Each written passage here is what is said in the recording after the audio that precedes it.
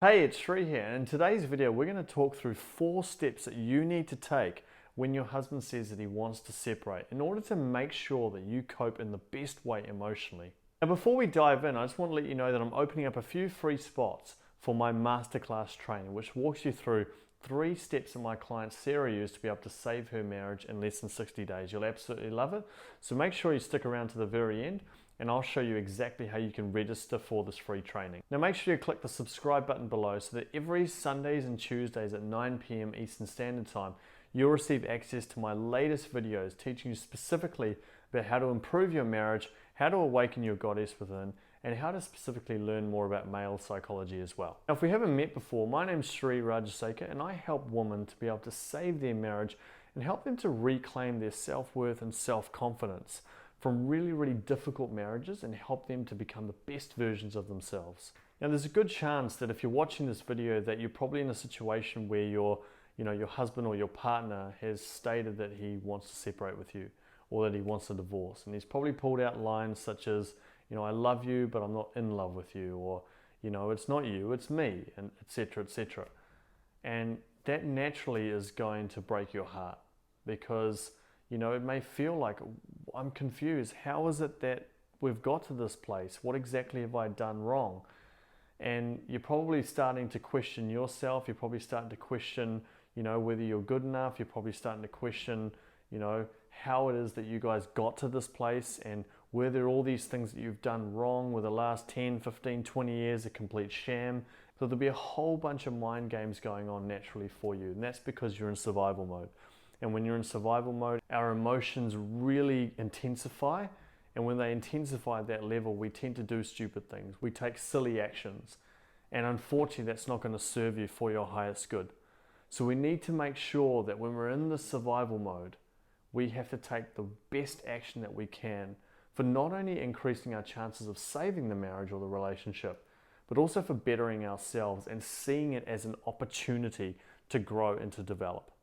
So here are 4 key steps that you need to take right now to begin to make the progress that you need to if your husband has said that he wants to separate. Now the first step is to avoid begging and pleading.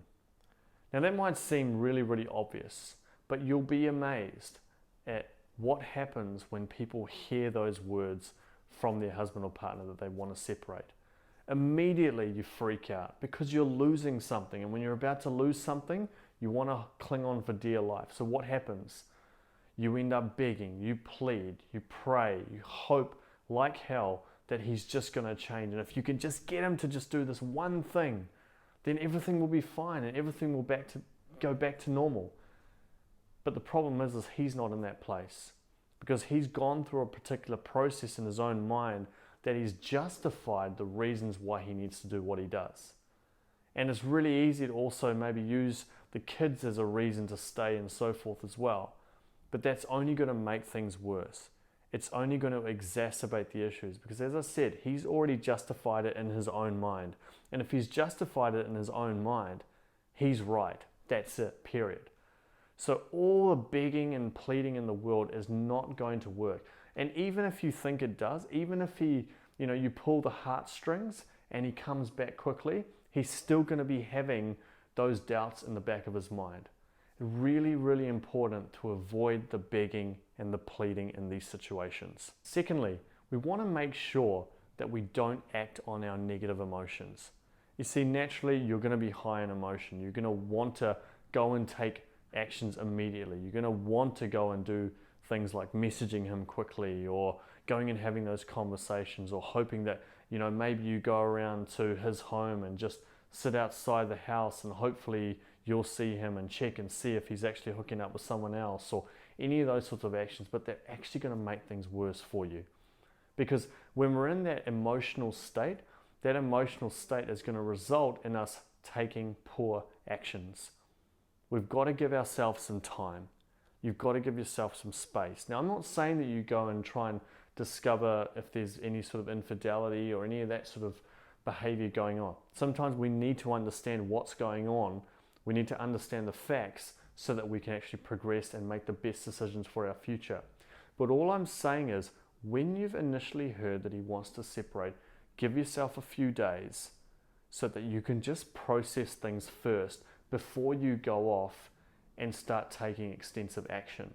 Really important, because I think a lot of people forget that and they just dive head first into taking actions that aren't going to be for the greatest good of all concerned. Give yourself some time, step back, process your emotions for a few days, and then from there you can act on it.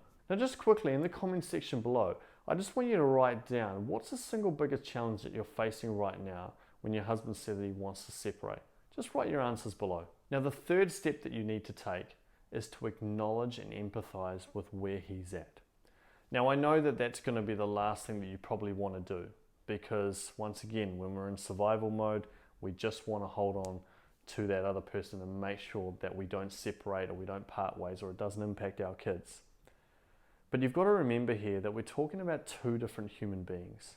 You know, you're coming to the table with a certain set of emotions and beliefs, and he's also in that place. And two people have got the marriage to where it's at. Now, I'm not condoning any behaviors that he may have engaged in if he's gone down the path of infidelity or anything like that.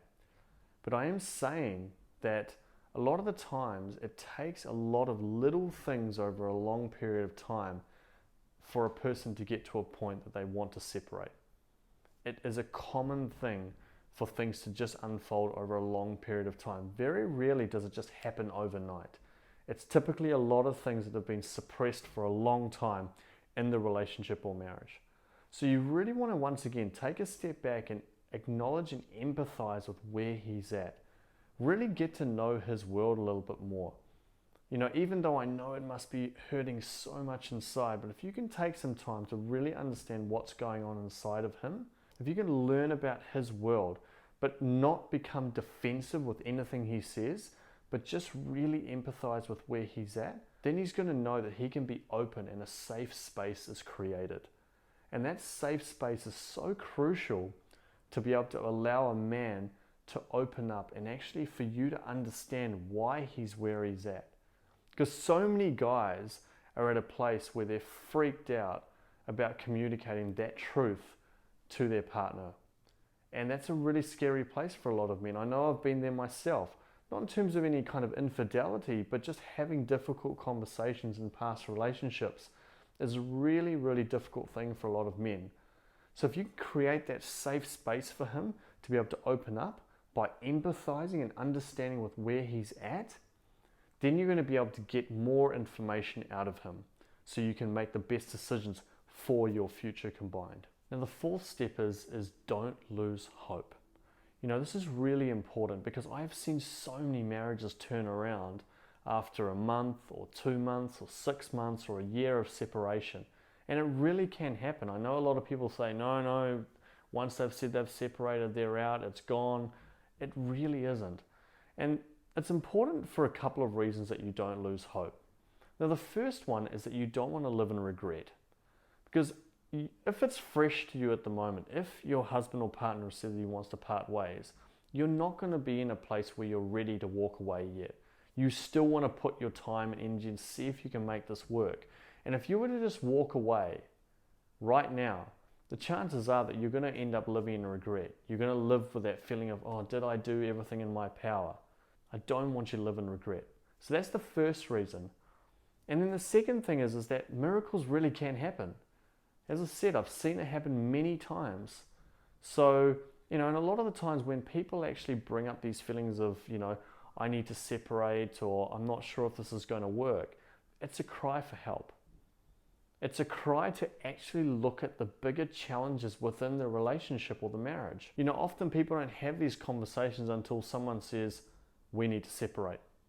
And so we actually are giving ourselves a gift in some ways by actually bringing up some of those uncomfortable conversations so we can address the problems, address the things that need to be addressed, and hopefully move forward from there.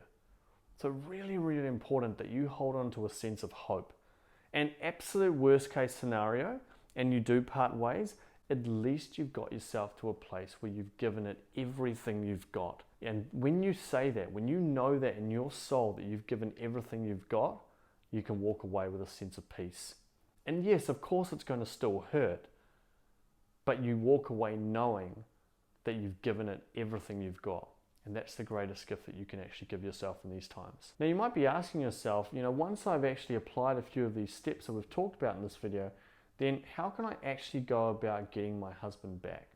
And it's a great question. I go through all of that in my free masterclass training, which talks you through the 3 steps that my client Sarah used to be able to save her marriage in less than 60 days. You'll absolutely love it. So all you need to do is in the description section below, there's a link to register for the masterclass. Just make sure you click on that link, choose a time that works for you, and just play full out. And I promise you're going to get a ton of information. And make sure you stick around to the very end so you can receive a free gift that I know you're going to absolutely love. Now, secondly, in the description section below, there is a link to join my private Facebook group. Just click on that link below and you can connect with me and some other incredible women all around the world to be able to help you to save your marriage, but to be able to become the very best version of yourself, because I want to make sure that we maximize your growth as a person as well. Thank you so much for watching this video. If you've liked it, hit the like button below. If you want to get more videos like this, hit the subscribe button. And if you want to learn the 3 steps that you can begin to take to be able to save your marriage, click this video above. And then if you want to learn how you can go about giving your husband space effectively, just click this video above. Thank you so much, and I'll talk to you soon.